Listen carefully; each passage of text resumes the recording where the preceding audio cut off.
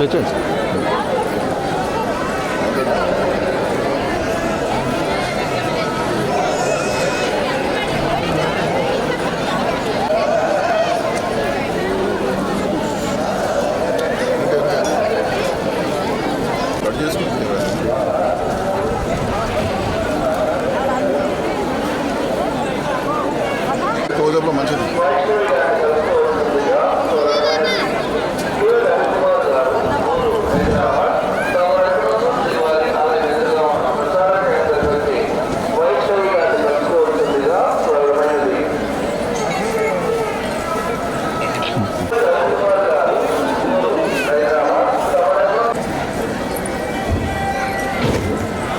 ఈరోజు ప్రాతకాల ప్రత్యేక దర్శనంలో స్వామివారిని మా సతీమణి సుధశ్రీ మా కుమారుడు ప్రహ్లాద్ మోహన్తో కలిసి చేసుకోవడం జరిగింది.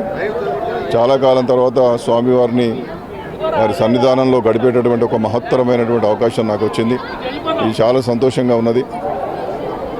ఈ ఏడుకొండల వెంకన్నను దర్శించుకోవడానికి ఎప్పుడు వచ్చినా నా జీవితంలో చాలా గొప్ప అనుభూతులు కలుగుతూ ఉంటాయి. అలాగే ఇవాళ తెలంగాణ రాష్ట్రంలో కూడా చాలా పరిణామాలు కనబడుతూ ఉన్నాయి. అక్కడి రాష్ట్ర ప్రజలు ఇక్కడి రాష్ట్ర ప్రజలు సుఖశాంతులతో ఉండాలని చెప్పి కోరుకోవడమే కాకుండా ఆ భగవంతుని నేను చేసేటటువంటి అన్ని కార్యక్రమాలు నిర్విఘ్నంగా ముందుకు పోవాలి.